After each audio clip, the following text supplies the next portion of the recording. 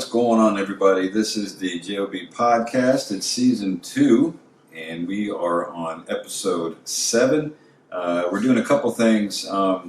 We are recording for the digital podcast, and we are also doing for YouTube. And as always, we're on our live feed right now. I'm your co-host, Dave Ford. And I'm Ty Steele. We appreciate y'all tuning in.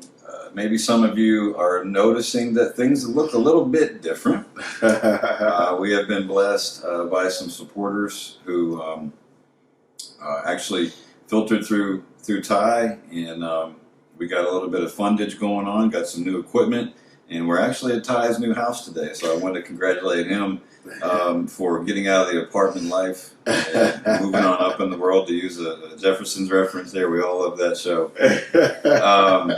I'm happy for him and his family. I'm someone who I am so OCD when it comes to background noise. Yeah. I can't stand hearing going up and down the stairs, hearing other people's drama, hitting all of that kind of stuff. So I'm happy for anybody who gets out of that kind of life. Definitely.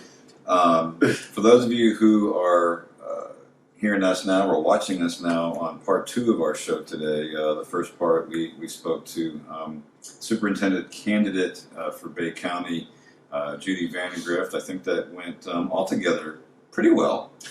We did have some technical difficulties, as always going to happen in these days and times with being in a virtual and digital world where we can't get close to each other. And it's kind of crazy. Here we are right next to each other, but my man here has been tested 10 times now, I think, in the last 5 weeks. Oh yeah, they're killing my nose. They know my nose by name now. His occupation, actually, he has to do that. He works with special needs adults, and so obviously that is a health risk in itself. I have been teleworking now for, I think, going on 3.5 months. Yeah. I barely go and do anything, go anywhere. So it is a different kind of life that we're living right now. And we do have to do a fast forward kind of show today, but I think that's good. And I used a movie reference before we got on the air. I said we're going to do the Rocky 3 version. For you Rocky nerds out there, that was the quickest of the Rocky movies. It clocks in at 1 hour and 29 minutes. Yeah, why was it so fast? That was the 80s. Oh my Bigger, God, faster, stronger. Crazier, right? I needed more. I'm spoiled now with all my Marvel movies 2.5 hours long. And then a sequel, it drives me crazy that I have to wait like a whole year to see it. But hey, I'm used to my 2-hour movies. I think we like we like Rocky 3 for the fact that it is it gives you a taste of everything so quickly, and that by the time it's done, you're like, wow, that was a huge extravaganza. I can't wait to watch it again, but I know a lot of you are laughing at us right now because you have Rocky haters along with Rocky fans, and I'd be more than happy to do a show about that someday at a later date. So this is the thing. We have a show that we just came up with on the fly yesterday. Kid you not, literally just yesterday. And the title of it is this: America, what's our new identity? And did we ever have one? Yeah. And so as my test case, like usual, I know we do this to our spouses sometimes. We tend to bounce ideas off of them. Yeah. And I did that today in the kitchen. And it's funny the kind of look that you can get where it's a loaded question. Of course. It is a loaded question. You can go one of a million different ways, literally, with that. I wrote some bullet points here, but so what I want to do, Ty, is I want to hand that over to you. And it's kind of one of those assessment tests that you take where it says, don't think about it. And it says, what's the first maybe idea? Is it pop culture? Is it sports related? Is it socially related? When you ask yourself that question, maybe when you heard me say it, what is our new identity? And did we ever have one, in your viewpoint? I don't know what our identity is right now. It's so much... I guess it's so much chaos in the world, and we don't know whether we're going or coming right now.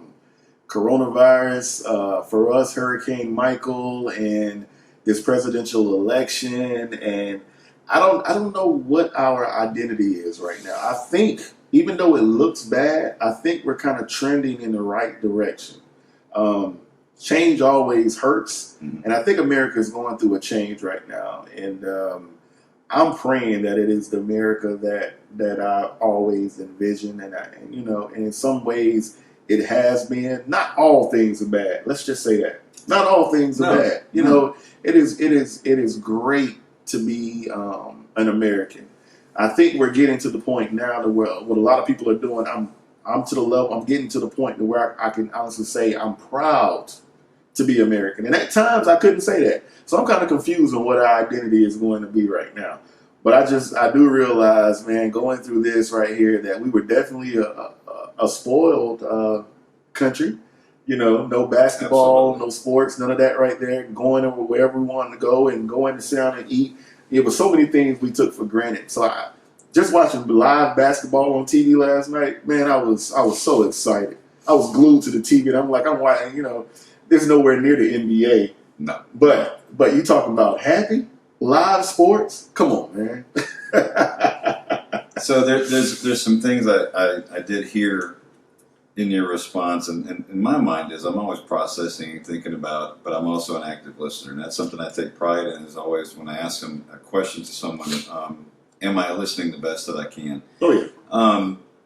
There are so many different avenues.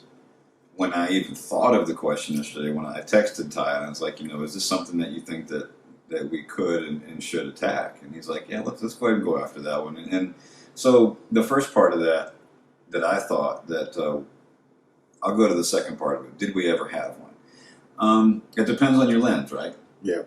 It always depends on your lens. What cultural background are you coming from? What was your upbringing? What's your environment? That's how you're going to answer that question. Mm-hmm. I don't think you need to have a psychology degree to understand that. True. So the bullets that I wrote down, before I get to how I thought about it, the bullets that I wrote down that came out were like standard assessment kind of things. Again, don't think about it, you react. Yeah. Right? It's like a pitcher and a batter in baseball. Definitely. You don't have enough time for the untrained eye to see the threads on the baseball, so you just have to react and you swing or you don't. Yeah. Right? Yeah. So the first thing that came up on my list was it the land of opportunity? Mm-hmm. Second one is it the nuclear family? For those of you who aren't familiar with what the nuclear family distinction is, and that's kind of like the whole Leave It to Beaver age. Yeah. Where you had your very white TV shows, right? There's no way around it. You didn't have TV shows that were aimed at the average American family. It was aimed at a certain demographic, right? So Leave It to Beaver seemed to be the more popular kind back then. Were we ever the perfect family in America? Wow. No. That is a great assessment, man. I hate to cut you off right now. God, you just blew my mind. Dude, I mean, and that's something I learned that in family communication. That was one of the better electives that I ever took. Wow.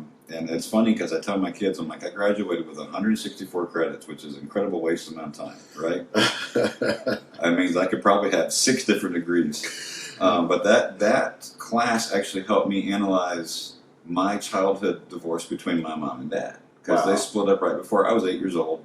Yeah. And I walked around doing the standard thing. Was it my fault? Did I not do enough? Did I not live up to the expectations of my parents to keep them together? I did all these analytical things as a child, but that class helped me to say, no, it wasn't my fault. Mm-hmm. And oh my gosh, lo and behold, our family just didn't fit this cliched, mythical mold of the nuclear family, which that's all made up, folks. Wow. That was all made up. The standard mom and dad having the perfect round number of daughters to brothers, mm-hmm.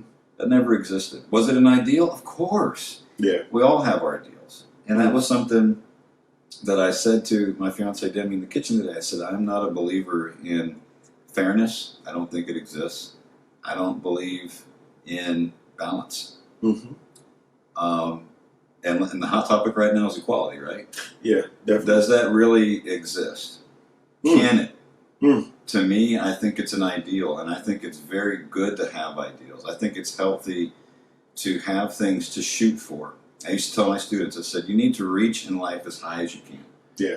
Try to be the best in anything that you do, because if you fall short, at least you'll be better than everybody else. True. So if you aim to be just good, then you're just going to be okay. If you just aim to be okay, you're just going to be the ambiguous person in the room who is just maybe mediocre. True. Right? True. So the higher your standards, so in society, if we're in America, if we're trying to continue and maintain, which we still are, the land of opportunity, there is no other country which, however you feel about where we are right now, I invite you to try to find a better place. I invite you to try and tell me, can you give me an example, is there a better place to go where you can start a life that you have a playing field, okay, that is reasonably even. I invite you to find that. But just a couple other things. Was America ever apple pie and hamburgers?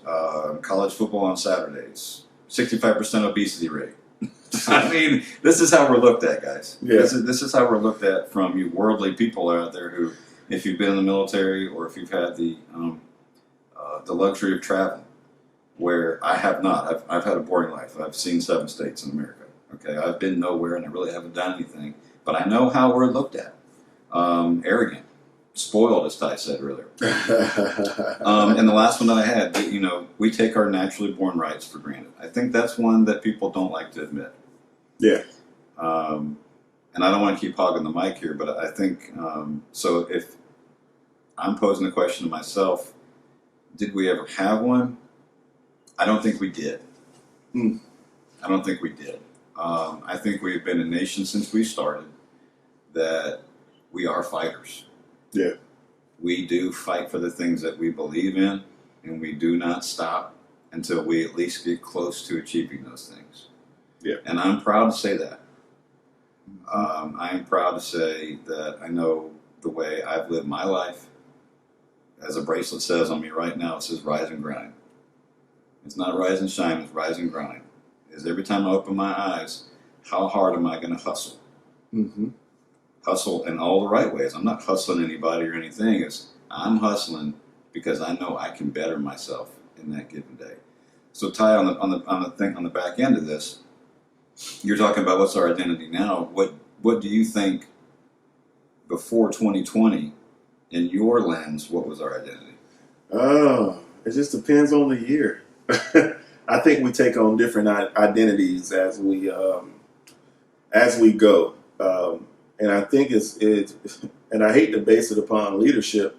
I can go back as far as to the Ronald Reagan era, as me remembering my presidents, and Ronald Reagan era. It just seemed like it was dark for me. It was everybody was on drugs. I remember the do not do drugs while you're in school. Yes, just say no. Yeah, the Just Say No programs, and then we had President Bush. I remember. Which one? The senior. Okay.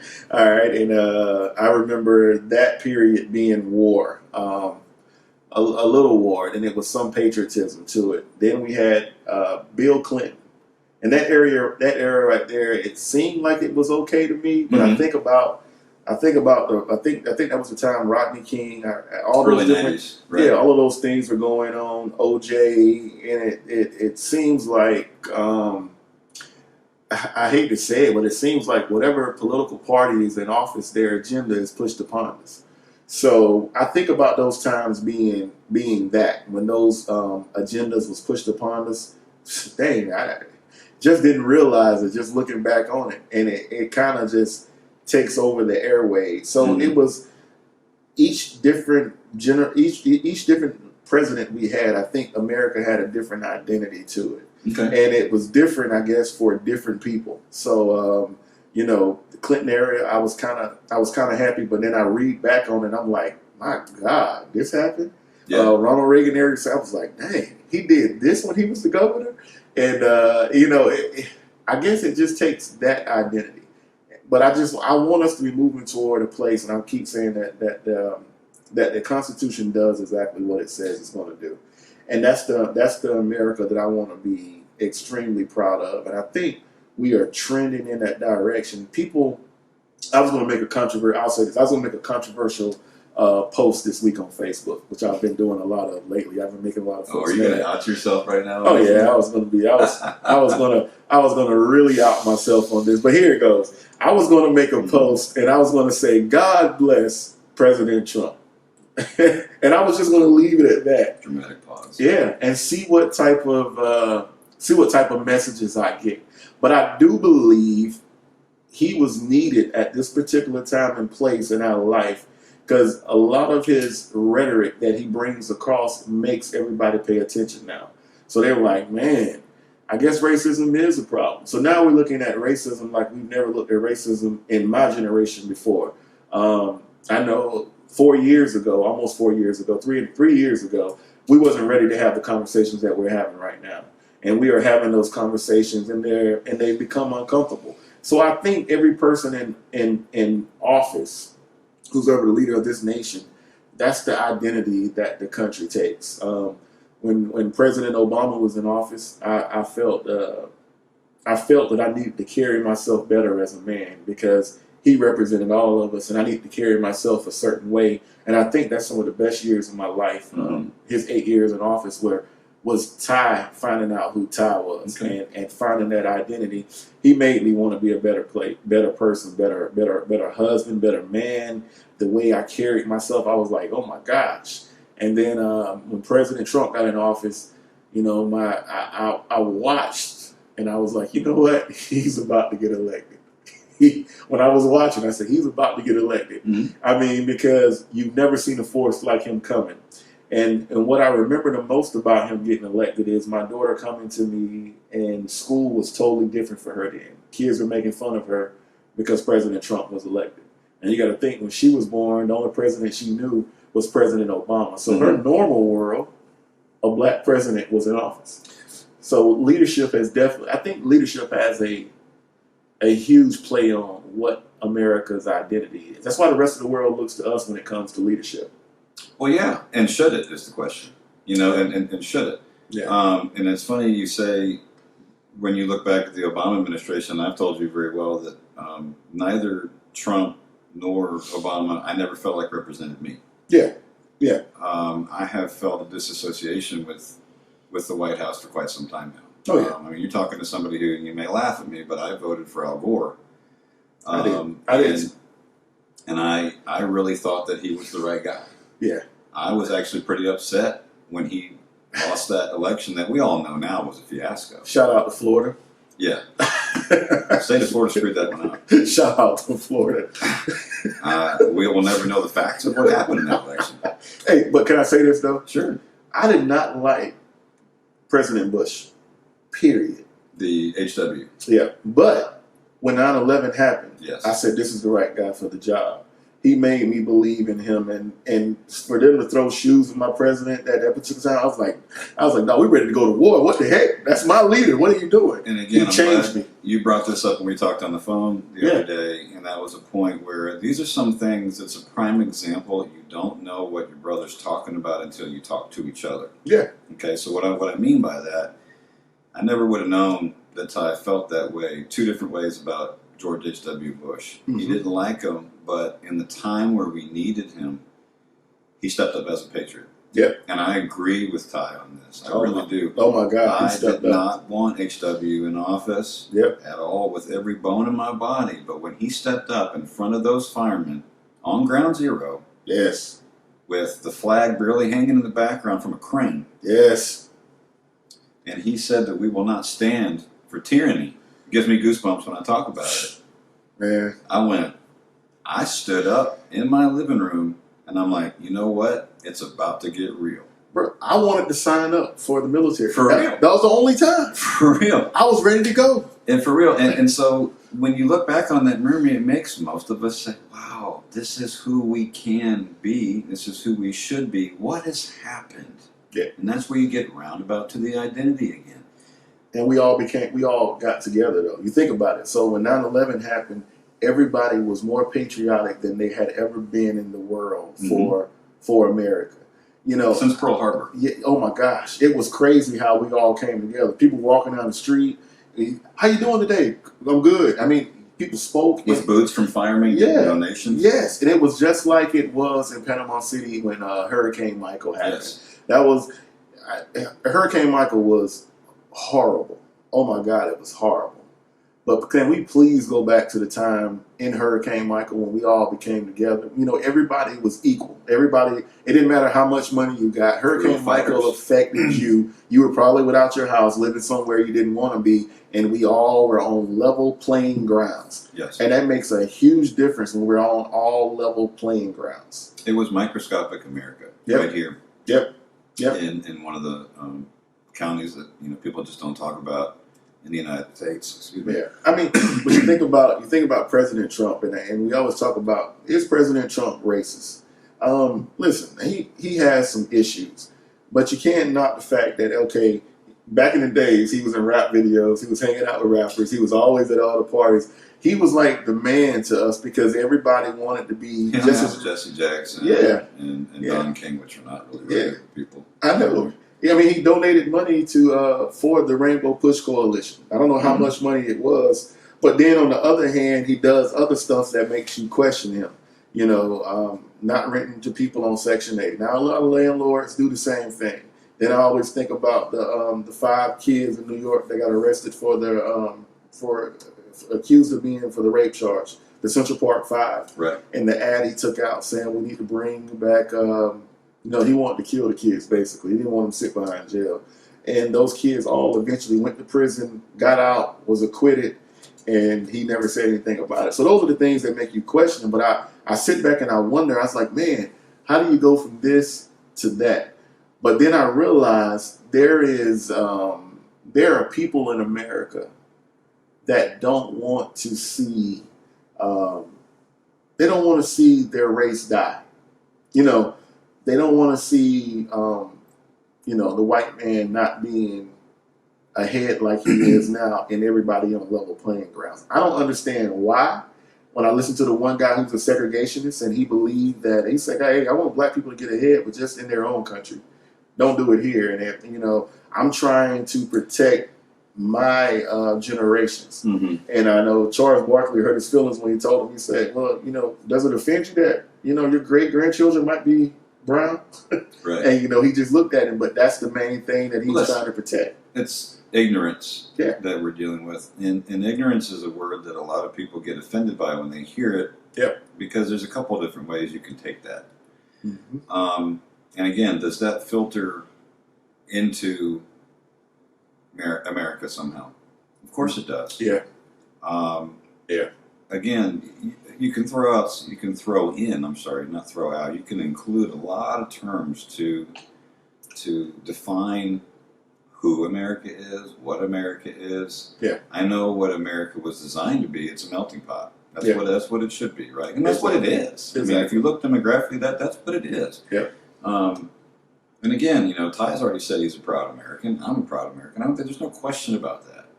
We are supposed to have our own minds. We are supposed to have our own opinions and the way we live our lives. Me and Ty don't agree on everything. I hope people don't think that. I hope that we're not just a bunch of yes men here. No. We disagree on things. We're both educated males.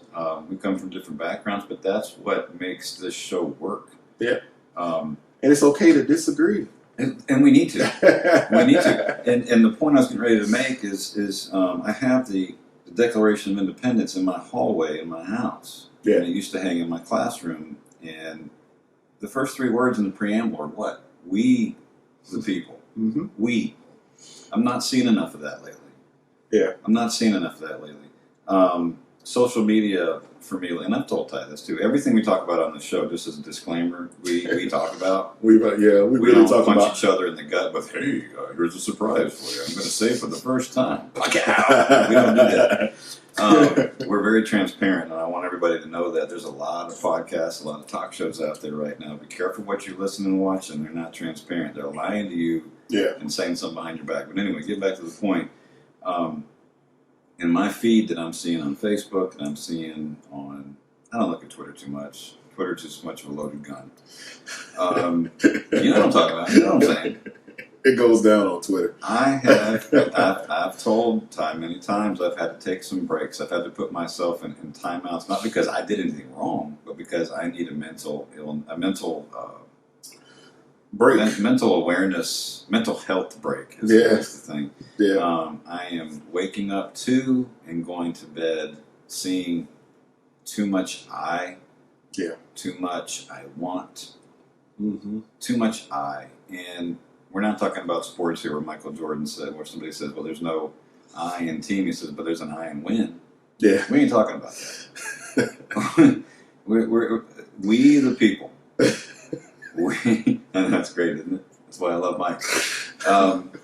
There's simply not enough of us giving each other hugs right now. I'm not saying we need to be shoving rainbows and unicorns where it don't shine. I'm not saying that. That is an idealistic and an unrealistic outlook for anybody to take. Mm-hmm. I would love to see more kindness. I would love to see more of two guys just like us who are normal dudes. And I told Todd this morning, I said, hey, this might be the day when we get out in the front yard and we have a couple beers and we're just chilling. And we're going to do that. I promise you we're going to do that. And if we can be an engine for change, then we're going to do that. I don't know of a better example out there locally than you and I, because we are family men. We drive, we grind. We're family men first. Mm-hmm. We're spouses. And if we had more time to give to this show, I think we'd be on 3 to 4 times a week. Yeah, I think at least 5. We would be on if we had our own like little radio booth to go to, and this was our job. Like if this was my job, this would be the greatest job on earth. Amen. And I can take care of my family. This would be the greatest thing. And it used to be one of my jobs. I mean, I used to drive. I used to get up at 4:30 in the morning in Navarre, Florida, and I used to drive to Fort Walton Beach, get on the radio, had my own talk show, and then drive 2.5 hours in the western direction to go to Pensacola. And I was beginning my teaching career. Yeah. It's all fun and good, but this is the thing. We are a very small mouthpiece for some people who just want to hear some kind voices. Oh yeah. I've had, and Ty's had individually conversations with people that have surprised us, that have disappointed us, that have maybe been indifferent to us, but they've all been there. And what do these all have in common? Mm-hmm. We're talking, we're listening, we're processing. So that's why that question came up today. It really wasn't so much of doing a research paper, because you could on this. Yeah. It is how do you view your country? This is your country. If you are someone who doesn't feel comfortable in America right now, that's okay. Yeah. If you're somebody who does feel comfortable, that's okay too. Oh yeah. We have to get to a point, y'all, where we are accepting of our differences. We are not getting into fights. I mean, we are not damaging property. We've got to get beyond that. We are showing tendencies of countries that are uncivilized. We're showing tendencies of an America that you and I did not grow up in. Mm-hmm. Regardless of our background, we didn't grow up with what's going on right now. Oh yeah. And that's why we brought this up today. It was, the end result is to get you to think, and you may disagree with something I'm saying. You may disagree with something Tyson. Good. Mm-hmm. Good. We don't want you to go, oh man, I agree with everything you guys say. You are the best show. We're not the best show. Yeah. Not even close. Oh yeah. And we know that. Yeah. Yeah. We all have a long way to go in processing a lot of things. I know one of the things that intrigued me this week is, it might be kind of controversial for me to say this, but listen, we have a black national anthem, and now the NFL said they're going to play the black national anthem the week of the first week of football. Mm-hmm. Now, listen, I love the black national anthem. I love it to death. But I don't know why the NFL is trying to pacify us. Yeah. We don't need any pacifying. The thing is, the real war is going on is between what's right and what's wrong. Don't pacify. I don't want to pacify. I don't want to hand out. I don't want you to give me anything. Mm-hmm. Everything I've got, I've earned it. But, let's talk. Let's have a conversation. I think the best thing the NFL can do is have a conversation. Let's move on from that conversation and let's grow. But when you keep giving things to pacify, it waters down the whole message instead of you talking about what the real problem is. It's like, you mess up with your wife, and instead of saying you're sorry, you come home with gifts. Yeah. The real issue is you're going to mess up and you're going to do the same thing again. So do you really want these gifts, or would you rather have a conversation that is going to fix the situation? Mm-hmm. I don't want none of that. I mean, and I think I speak for a lot of people. We don't want any pacifying. Just say, hey, let's sit down and talk. I mean, I've had some of the most civilized conversations with people on Facebook lately. And I was like, listen, I don't want to argue with you, but I just want to tell you this. And this is my side of the story. And this is how I feel.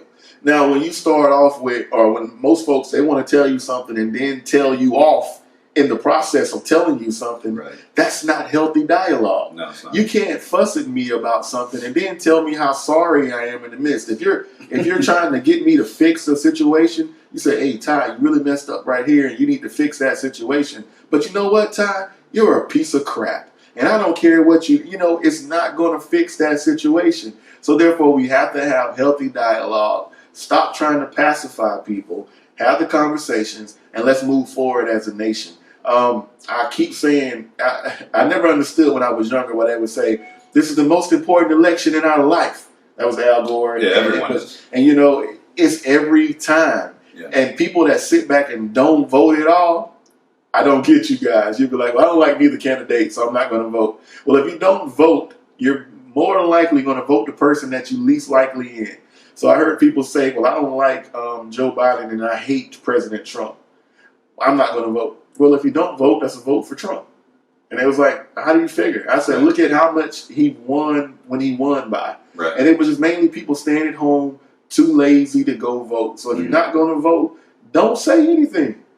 Don't be a part of the conversation. Just leave it alone. You got to vote. You got to have a voice. That's your constitutional right to go vote and to make it happen. Right. So if it doesn't go the way you want it to go, we can't be a crybaby for 4 years about it. When President Obama won, I didn't go on my Facebook page picking at anybody. I was working at Buffalo Rock Pepsi. But the people in the park, they were on my head. They just assumed, they was like, well, you're the black guy, so we know you're voting for him. And I was just laughing. And they would come in the parking lot doing donuts about how he's going to lose. The next day we came in after President Obama won, and it was crickets.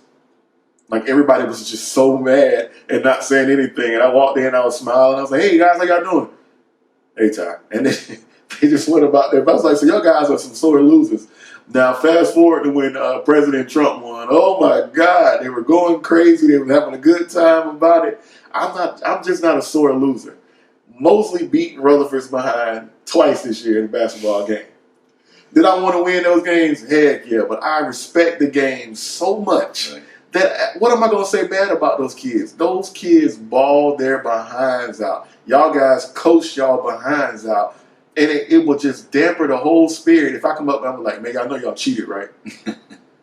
Only person that can legitimately say that would be Al Gore.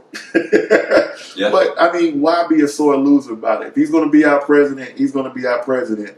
And we'll just continue to move forward. But what's going on in the White House right now has forced a conversation that President Obama couldn't even get us to have. True. So if I say God bless President Trump on my Facebook page, one of these days, y'all understand what I'm talking about. We're having conversations that have never been had before. And I hope the way I long for the day when we get leadership in the White House, that the identity of America never changes. It's always, Coach Ford is going to be nice to Coach Ty and respect him, and vice versa. We all respect each other.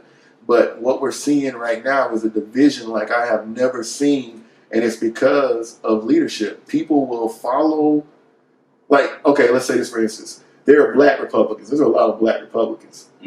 But they're Republicans. We have a lot of people who are President Trump fans. Yes. So you have Republicans and you have President Trump fans. Right. And I don't think they can distinguish between the two right now. No. But I've seen a lot of people that say, I voted for him before and I won't vote for him again. And it's mainly because they are supporting, they understand what their party represents and they're supporting their party. Because I guarantee you, if a Democrat acted the way President Trump acted right now, if President Obama acted like President Trump, one, he wouldn't last as long as he lasted. But I definitely would not vote for him a second time. Well, it's interesting you bring that up because I think the expectations of Obama were completely different because he was the first black man. Yeah. He was the first anyone of yeah. color to be in the White House. So when you're talking about the lens, there's where the lens comes in. Yeah. The expectations were the highest of the high, where they not he had to be as close to perfect as possible. Yeah. So you have a different situation entirely. Yeah. With Trump, he's another white guy. Yeah. Right? But see, he was also different because he was a celebrity. Yeah. He was a businessman. Oh yeah. But can I say this though? Go ahead. This is the same way that a black man has to carry himself all the time though. We have to be perfect in everything we do. There's like no room for error. So when you see me coaching, I had to be perfect. I couldn't have any scandal. I couldn't do this wrong or be getting in trouble because I know I will be out of there just like that. So it's always that need for, I have to be perfection. Right. When I'm on a job or when I'm trying to go for a job, I got to be perfect. And now I'm just to the point where like, hey, they're not going to hire me to be a head football coach in Panama City. So you know what? I'm going to give you my thoughts and my feelings on this podcast now, because beforehand I used to hold back. I'm like, well, I don't want to say that I got to be politically correct. But now I can say and speak and move freely. And I think I'm like the happiest I've been in my life. This show gives me... you're on the call counseling session. Yeah, this show gives me so much joy. I mean, but as a black man, you all, and black women can attest to it too, you got to be perfect. We don't get all the opportunities for us. And so when that door opens, we got to snatch it. You know, and a lot of people keep getting other chances and other chances and other chances, but we don't. It's like prison, 3 strikes and you're out. So here's my viewpoint on a couple of things. I'll do that one first. I respect where you're coming from. Obviously, I can never understand where you're coming from. I will never say, Ty, I understand where you're coming from. I'm not a narrow-minded idiot. Okay, I don't ever tell people I understand what you've. But this is my thing. I view myself. I have to do the same things that you do. I need to be perfect too. Those are my individual standards. Yeah.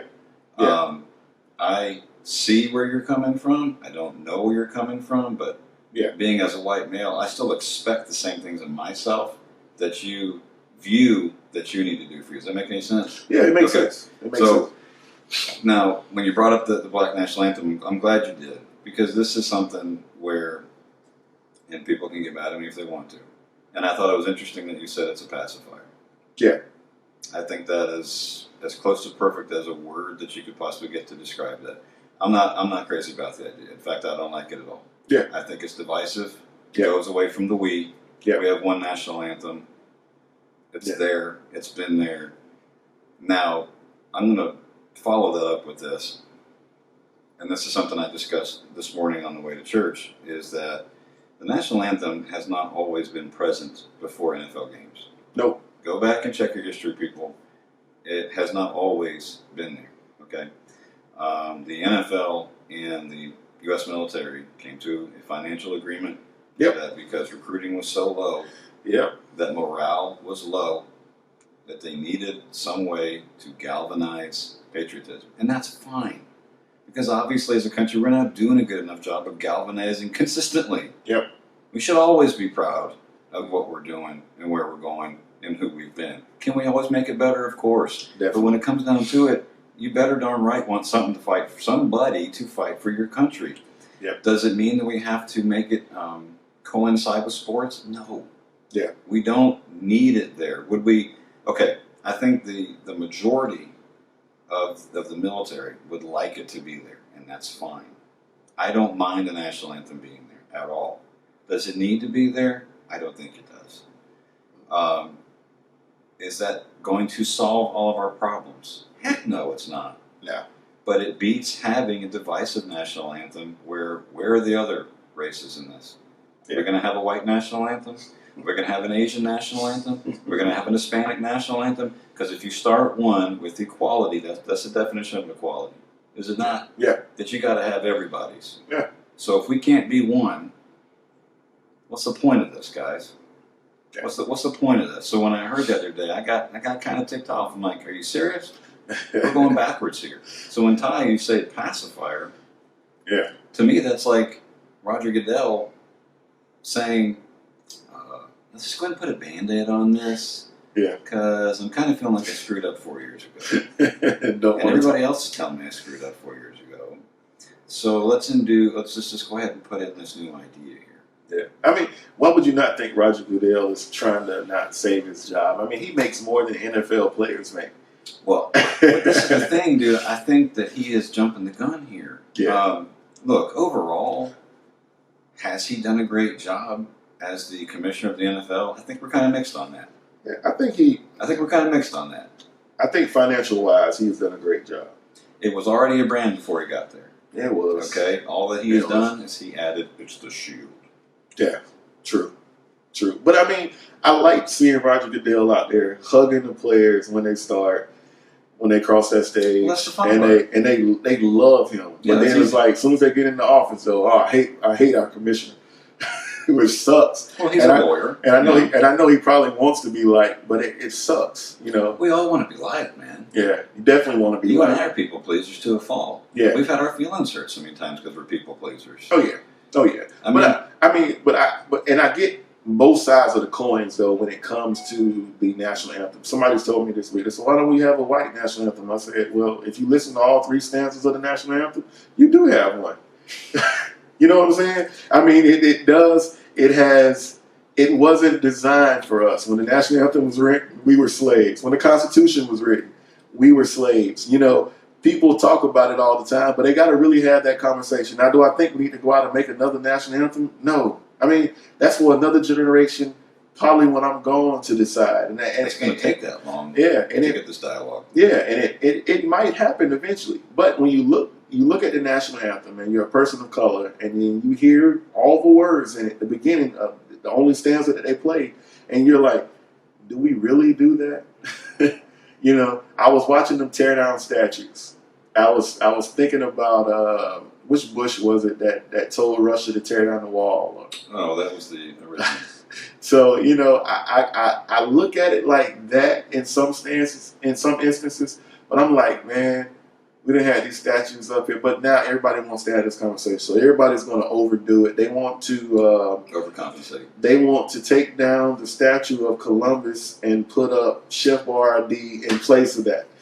You know, you didn't see that? Are you just making that up? No, Chef Boyardee. Chef Boyardee. Chef Boyardee was a real person, and they said because Chef Boyardee has helped so many families and has had a affordable meal, that he's a good person, and we need to take down the statue of Columbus and put that statue up. Okay, just give me a second here on this one. Just give me a second. I gotta show it. Okay.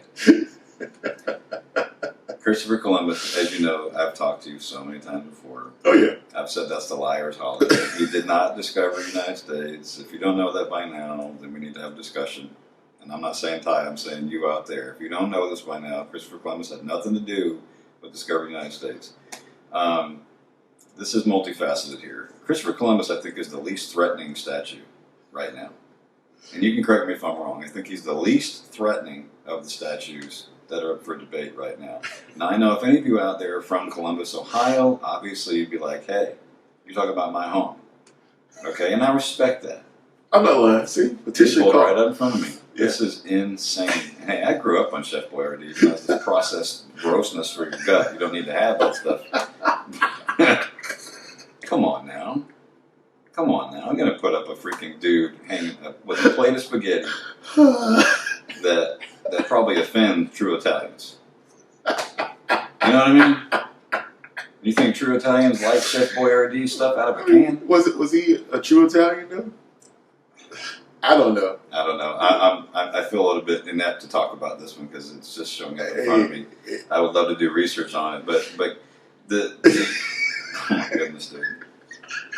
That's our tagline. You can't make this stuff up, right? You need to stop.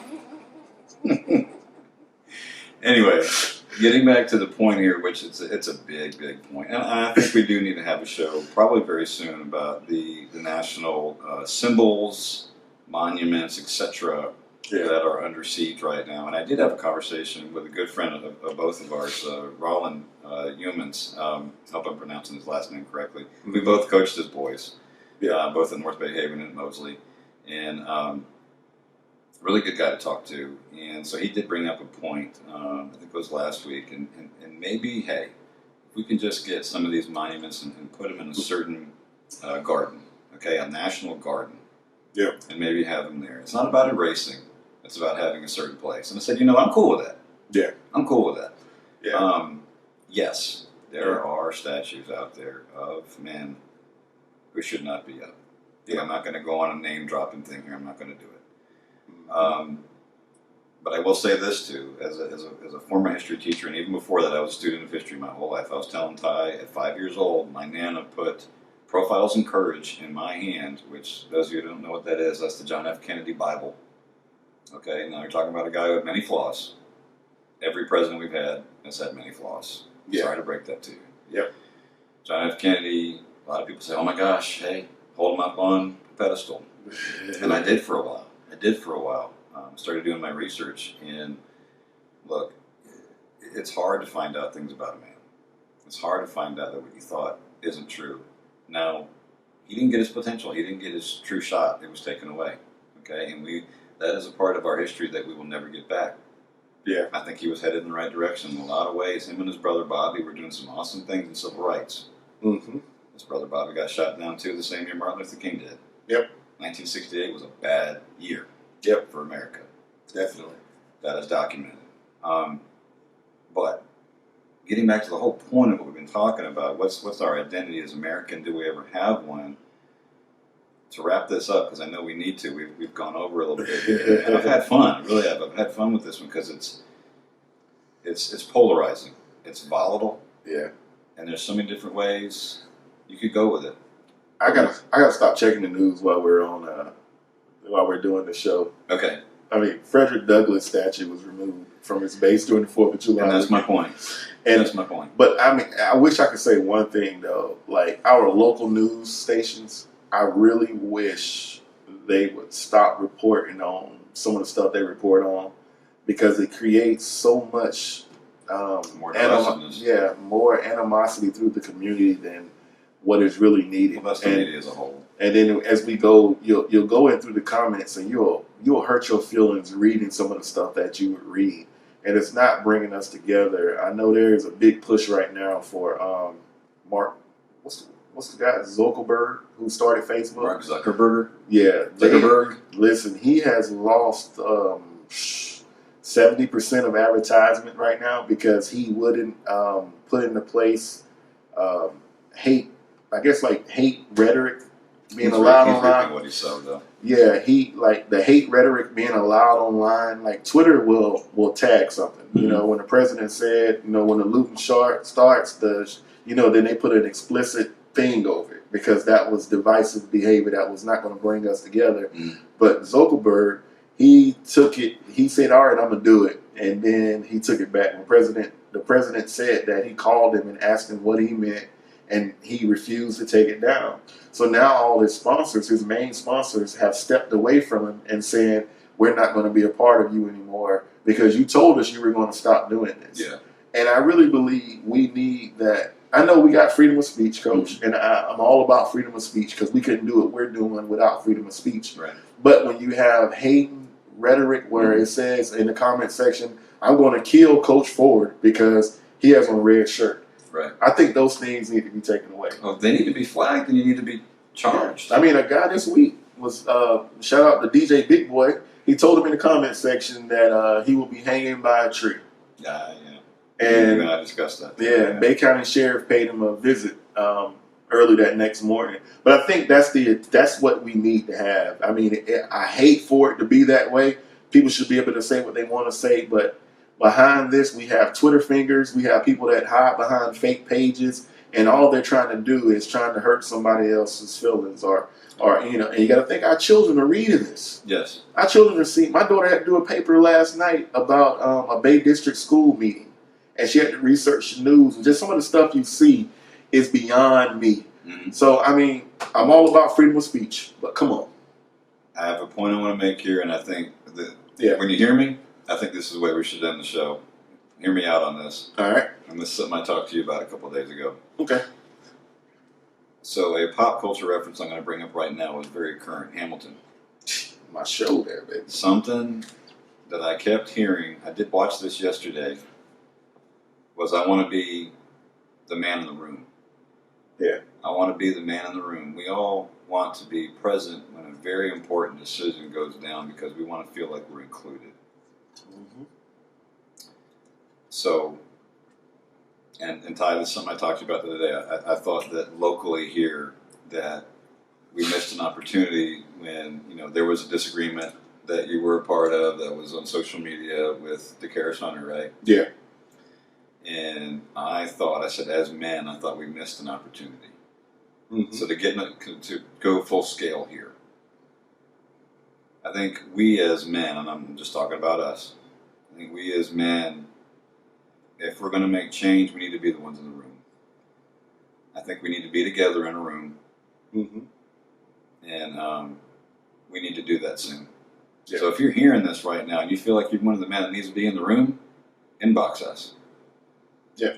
We don't need to be throwing darts at each other on social media. We need to be uplifting each other.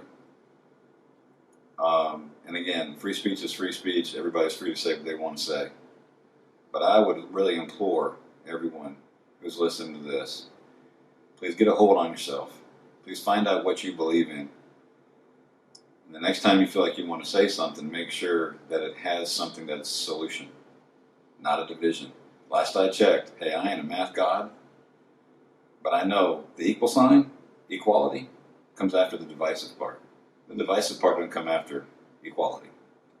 We're going backwards, people.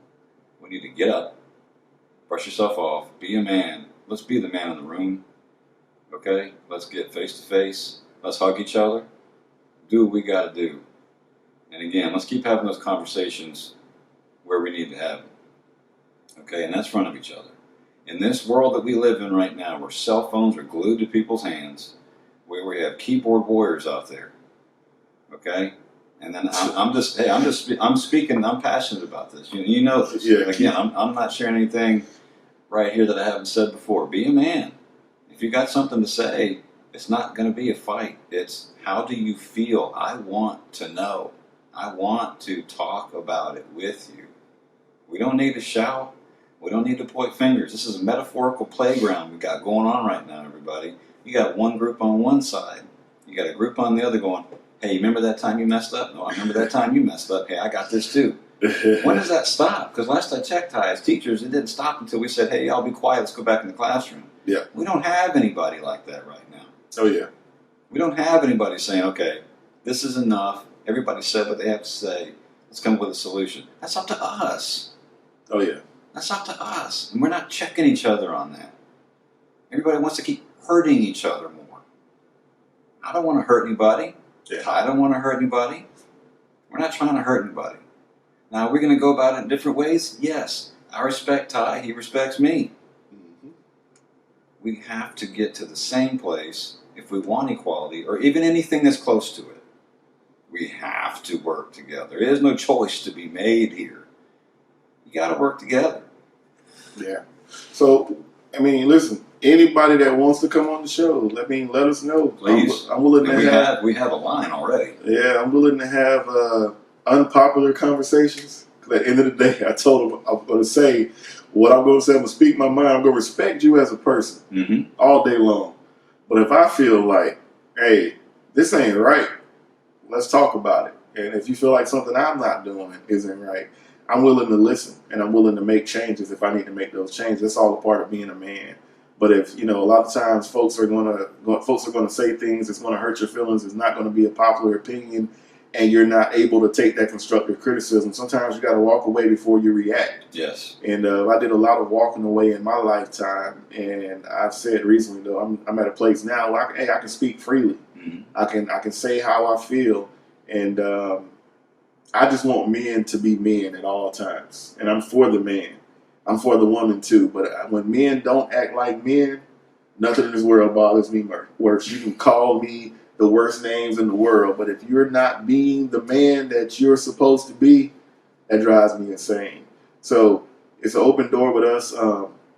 We're figuring this technology piece out. I definitely, before we close, just want to thank everybody that did sponsor us. You see new microphones. Yes, thank you. You see a brand new Zoom thing where we can plug in and have guests. We wasn't able to do that before. We were kind of bootlegging, recording everything on an iPad and uploading it. But we definitely wanted our sound to be better. We wanted our look to be better. And we're only trying to get better. So, like I said, open door policy. And now we got the place, the machine, the equipment to do it. We can even go interview some people. So anything we can do to help and uplift our community, me and Coach Ford is all about it. I think this time last year we were doing a basketball camp, wasn't it? We were. Yeah. We sure were. And I think we must have missed our anniversary of the J.O.B. podcast. So I know we've been on air now for over a year. I think we're coming like right at a year. Is it right at a year? Right okay. Because I shared some stuff I thought this week about the J.O.B. podcast. I need to go back and look and see what our first video was. But I mean, you guys have been a blessing. Definitely thank you guys for reaching out. We got a couple more items we need to get, and I know those are far off because it's gonna take some money to get those. But guys, we're not making any money off of this. We do this because we love it. I do want to shout out Alicia Rhodes. These beautiful shirts, I love them. She is starting some stuff. She got all types of businesses. Y'all really need to check her out. I also want to shout out Kiera. Kiera made me a beautiful shirt for the Juneteenth celebration we had, and I'm just thankful for all the people in the community, everybody that donated. I wish I could send you all a thank you card. It was a lot of you all, but we were allowed to bring our show up to standard. So I thank God for each and every one of you. I think we're trending in the right direction. Mm-hmm. With this equipment we got now, we can go remote. We can go post up and do the things that we talked about. So hopefully when this is all said and done and we all come out on the other side of this coronavirus, we'll be able to do a lot more for our community, a lot more talking. We want to be that voice for the community. And Tony and all you guys and Chandler, all you guys that want to get on the show, we hear you. We're going to definitely get you guys on here. That has been Coach Ford's main thing that he's always talked about. And me, I know how bootleg our equipment was, and I was like, let's just wait. And I mean, he always, Coach Ford always wanted to share the love guy on here. So, all these different people, all these different guests, we want to have you guys on here. We just had to get the equipment to do so. So now that we got the equipment to do so, we're able to do a lot more things. And I just want to thank you. I'll do a couple shout outs on my end too. Coach John Mason, who also is in the t-shirt business locally, is kicking it. I mean, he is just killing. He's made me 4 shirts, 4 one of a kinds. He's got some out for my fiance too and my son. So thank you, Coach Mason. And Coach Alan Forbes, big shout out to you too. We've had some great conversations. Oh, yeah. In the past week. Real good dude. Real good dude. A quiet man, and I respect that. And private. And look, if that's the way that we got to do it to get where we need to be, that's cool with me. We don't need to be out in the public eye. We don't need to hash everything out in public. As long as we get where we need to be, and it's not going to be quick. Oh, yeah. It's not going to be easy. It's not going to be pretty, and it probably ain't going to feel good because the growing pains don't. Whew, for real. I should actually patent that. Yeah, you should. And all the people that are catching coronavirus. My job had an outbreak of about 24 people, and so I'm working around it constantly. Guys, be safe. Yes. Be smart. I know. It's like, should I wear a mask? Should I do this? Should I do that? I'm just going to tell you from experience. We, like I said, we work with mentally challenged adults, and we had to go into a situation where we had to put hands on a person that just hold them down when they're going through behaviors that ended up having coronavirus. Now, I had my mask on, washed my hands, took care of myself immediately afterwards, not knowing, that this individual is possibly have coronavirus. But I did the things that everybody has recommended. And thank God I came out on the other side where I'm fine. I didn't have coronavirus, but that's not everybody's case. So protect yourselves. There will be a time when we can go out and party again. There will be a time when we can go hang and do all the things that we're used to do. But be smart. If you're going to go anywhere, make sure you got your mask on. And I know you can say, they're taking away my constitutional right. This is God's free air. You can go out there and breathe it all you want to. Mm-hmm. But during this pandemic right now, I pray that everybody wears their mask and everybody is social distancing and you are staying home and not partying. I mean, it's I've seen people this week that I would have never in a million years thought they had it. And I've seen a young woman, beautiful woman, just died last night from coronavirus. So I'm telling you, it's serious. Take it serious. Protect your health. Protect your family. Do what you got to do. That way we can see you on the other side of this. And that's our PSA from the J.O.B. podcast, your public service announcement. Be socially responsible. No, all kidding aside. Do what you got to do to stay medically responsible, not just for yourself, but for everybody around you, because it's going to take all of us. It takes a village. Now it takes the whole world. It's bigger than you and me. It's bigger than everybody else. Everything is right now. For my man here, Ty Steele, I'm Dave Ford. This has been the J.O.B. podcast. Thank you so much for blessing us today. We hope that we are blessing you as well. Have a safe weekend. Have a great week. Amen. God bless you. Y'all be safe out there.